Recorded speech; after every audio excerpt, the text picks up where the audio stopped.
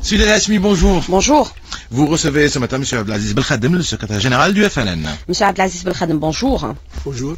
Les élections du 10 mai prochain auront une valeur de test, mais pas seulement, M. Belkhadem, puisqu'au chapitre des réformes politiques engagées par l'Algérie, vous avez estimé et déclaré que c'est une occasion pour l'opinion nationale et internationale de tester l'engagement de l'Algérie sur 3 chantiers essentiels que vous considérez essentiels: l'ouverture de l'audiovisuel, la promotion de la femme et la transparence du scrutin. Absolument. Ces réformes politiques qui ont été engagées par M. le Président de la République lors de son discours du 15 avril nous mettent sur une piste qui est la piste de l'espoir, puisqu'elle permet par un processus pacifique interne de pouvoir introduire des modifications profondes, d'abord par un affermissement de l'orientation démocratique du pays, ensuite par une plus grande participation des citoyens à la prise de décision. Et c'est pour cela que les échéances qui vont venir vont être des échéances capitales pour le devenir du pays, d'autant plus que nous sommes attendus également pour une réforme de la Constitution. Mais justement, échéance capitale, qu'entendez-vous exactement par cette déclaration, M. Belkhadem? Capitale parce qu'il ne s'agit pas seulement de faire élire des députés, il s'agit d'approfondir le processus démocratique, il s'agit d'élargir le champ des libertés individuelles et collectives, il s'agit également de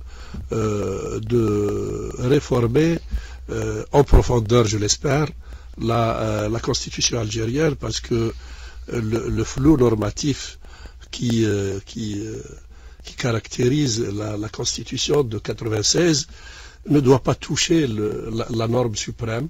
Et c'est pour cela qu'au FLN, nous voulons qu'il y ait un amendement profond de la Constitution, parce que si la Constitution ne doit pas être complexe, elle doit être cohérente et elle doit avoir une impérativité affirmée. Votre priorité, c'est la réforme de la Constitution, M. Belkhadem, au FLN? C'est l'une des priorités, mais l'autre priorité, c'est de pouvoir donner, j'allais dire, un peu plus de vigueur à notre vitalité économique, parce que les 3%, les 3,5% de croissance économique ne suffisent pas pour absorber un chômage qui, même s'il a été réduit à 10%, continue à sévir. Une réforme que vous la voulez globale ou partielle, M. Belkhadem? De la Constitution? Oui. Au FLN, nous voulons une réforme profonde de la Constitution, parce que il est vrai qu'il y a une partie programmatique de la Constitution qui assigne des buts et qui doit relever de la loi. Mais il y a nécessité de clarifier les prérogatives des uns et des autres. Il y a nécessité de donner un peu plus de prérogatives au pouvoir législatif. Et il y a également nécessité d'éviter la diarchie au sommet. Les deux têtes de l'exécutif, le Premier ministre, le Président de la République, parce que la Constitution doit pouvoir partager le processus et également le pouvoir décisionnel entre les deux têtes de l'exécutif. Mais est-ce qu'on s'achemine réellement vers une réforme globale ou partielle, M. Belkhadem, puisque nous savons que vous êtes engagé dans ce processus de réforme et vous êtes partenaire des pouvoirs publics sur cette question? Vous savez, ça ne date pas d'hier, la demande du FLN de réformer profondément la Constitution. Il y a un peu plus de 7 ans, le FLN avait demandé à réviser profondément la Constitution. Mais il n'a pas été entendu puisqu'il y a eu une réforme partielle. Oui, il y a eu accord. Tout le monde est pour une révision de la Constitution. Maintenant, Ce qui a été révisé, ce sont quelques articles de la Constitution. J'ose espérer que la prochaine révision constitutionnelle changera profondément la loi fondamentale du pays. Ça reste un espoir, je ne sais pas si ça sera partagé par tout le monde. Alors justement, par rapport aux élections législatives du 10 mai prochain, alors des garanties ont été offertes pour garantir un scrutin libre et indépendant. Justement, les garanties pour le scrutin libre et transparent, il y a la commission de surveillance des élections, celle de la supervision aussi qui sera présidée par les magistrats. Il y aura les observateurs. Mais selon vous, M. Belkhadem, est-ce que c'est suffisant pour assurer un scrutin libre et transparent, puisque certains partis politiques aujourd'hui émisent certaines réserves? Vous savez, c'est naturel dans un pays où il y a pluralité d'opinions. Il y a une majorité qui est au pouvoir et il y a une opposition. Alors, les gens divergent sur leur jugement, sur leur manière de voir les choses. Mais je dis que à partir du moment où les partis politiques qui ont des listes, qui présentent des listes, les groupes d'indépendants qui présentent des listes, ont leurs représentants au sein de la commission de surveillance des élections, au niveau national, au niveau de Wilaya et au niveau de chaque commune. À partir du moment où il y a une commission de supervision qui est exclusivement formée de magistrats, à partir du moment où il y a des observateurs nationaux et étrangers, pourquoi douter des élections, du processus électoral? Il s'agit de mettre la main à la pâte et de participer au contrôle, à la vérification, à la surveillance des élections. Mais certains considèrent que les prévisions chiffrées des résultats et les futures alliances annoncées FLN-RND sèment déjà les doutes sur la transparence du scrutin. Et vous-même, M. Belkhadem, vous avez crédité les islamistes de 35 à 40% de voix. Il n'y a pas de prévision chiffrée. Vous savez, le propre des partis politiques, c'est d'être des réservoirs d'idées,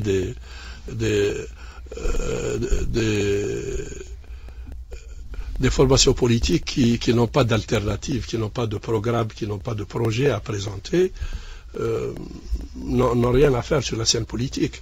Maintenant, faire des spéculations, essayer de lire l'avenir n'est pas une chose curieuse en politique. C'est la prospective, il faut la faire, mais à partir de données fiables. Pourquoi j'ai dit que le réservoir des voix islamistes balance entre 30 et 40%, je l'ai dit pour tout le monde musulman, pas seulement pour l'Algérie. Et je l'ai dit lors de l'université d'été du FLN, il y a presque un an, c'est-à-dire bien avant les élections en Tunisie, bien avant les élections au Maroc et bien avant les élections en Égypte. Pourquoi j'ai dit ça? Parce que sur la base des chiffres qui sont connus, qui sont du domaine public, nous pouvons faire les rapports et les proportions et on peut constater que chez nous, par exemple, il y a 20 ans, un peu plus, c'était dans ces proportions-là. Au Maroc, c'est dans ces proportions-là. En Tunisie, c'est dans ces proportions-là. En Égypte, c'est dans ces proportions-là. Mais la différence entre les autres et nous, c'est que en Tunisie, il y a un seul parti, j'allais dire d'obédience islamiste, qui a puisé dans ce réservoir-là. Au Maroc, c'est la même chose. En Égypte, c'est la même chose. Chez nous, il y a plusieurs partis qui se prévalent d'obédience islamiste et qui vont puiser dans le même vivier. Mais justement, vous créditez les islamistes de 35 à 40% de voix, alors que parallèlement, M. Belkhadem, vous déclarez que l'Algérie de 2012 n'est pas celle des années 90, et ceux qui pensent à la victoire, ou plutôt, c'est le terme que vous avez employé, ras-de-marée des islamistes, se trompent dans leurs calculs. Est-ce que vous ne vous contredisez pas quelque part, M. Belkhadem? Non, ce n'est pas une contradiction.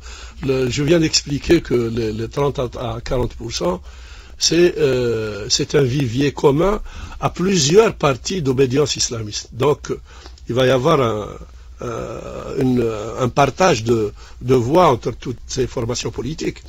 Maintenant, la crainte, ce n'est pas le fait de voir un ou plusieurs partis politiques, j'allais dire, drainer la foule.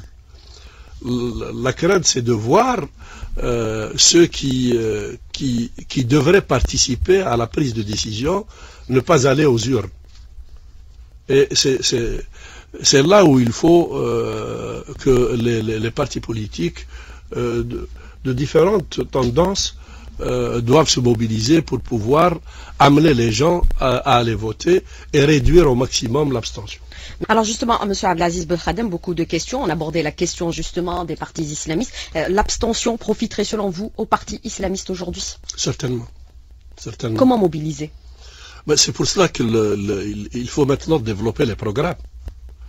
Au lieu d'aller vers des combats de coq, vaut mieux présenter des programmes, des alternatives, développer des réponses aux attentes des citoyens à propos de l'emploi, à propos de la croissance économique, à propos de la répartition des richesses, à propos de l'intérêt qu'il faut porter à la frange des jeunes, à propos de l'adaptation de la carte de formation universitaire et professionnelle au monde du travail, beaucoup de questions qui nécessitent des réponses. Mais justement, quelle alternative proposez-vous aujourd'hui concrètement au FLN, M. Belkhadem? Nous avons d'abord notre programme. Le programme du FLN qui a été adopté par le 9e congrès, et nous avons un programme électoral où nous proposons 100 mesures économiques et 100 mesures sociales pour le prochain mandat. Nous développerons tout ça pendant la campagne électorale. Mais ce qui est relevé à travers vos différentes déclarations et différents meetings, M. Belkhadem, c'est que vous parlez de l'Algérie de demain, l'Algérie qui avance, une Algérie démocratique, une Algérie stable, mais aucun programme ne se dégage sur les actions que vous envisagez, que ce soit au plan politique, ou économique, ou social, ou au profit des jeunes par rapport à la question du chômage. Vous ne parlez pas du tout de ces questions, M. Belkhadem. Là, le débat, il doit être interactif. C'est avec le monde politique. Et c'est pour cela que nous attendons le début de la campagne électorale pour développer nos idées. Qu'est-ce que nous présentons comme proposition aux électeurs et aux électrices algériennes à propos de l'économie, à propos du social, à propos de la culture, à propos de la politique.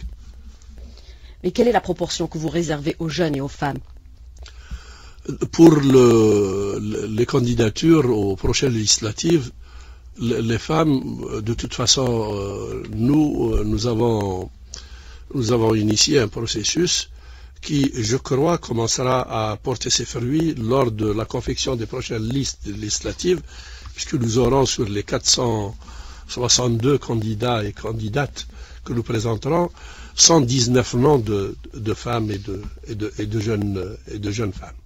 Mais lors des dernières élections, les locales notamment, les femmes étaient très peu présentes sur vos listes, M. Belkhadem. Elles étaient sur la liste, mais elles n'étaient pas tête de liste. Vous leur faites pas confiance suffisamment? Ce n'est pas qu'on ne leur fait pas confiance. Nous avons intégré un certain nombre de noms dans nos listes. Maintenant, comme tête de liste, pendant assez longtemps, il y avait un problème d'adaptation de nos structures. Parce que pour être candidate, il faut être militante. Donc il faut d'abord adhérer au parti, avoir une certaine expérience, un savoir-faire pour pouvoir postuler à la présidence d'une assemblée populaire communale, une assemblée populaire d'Oulaya, ou même pour la députation à l'Assemblée populaire nationale. Nous avons, lors du mandat actuel, 3 présidentes d'APC. Les seules. Parce qu'il n'y en a pas ailleurs. Peut-être qu'on n'a pas fait assez, mais en tout cas, on a fait plus que les autres. Alors justement, le 16 février, vous allez finaliser la liste des candidatures, la date butoir étant le 25 mai, donc vous allez beaucoup travailler à l'interne. 25 mars, vous allez donc beaucoup travailler à l'interne. On parle déjà de terrible pression, les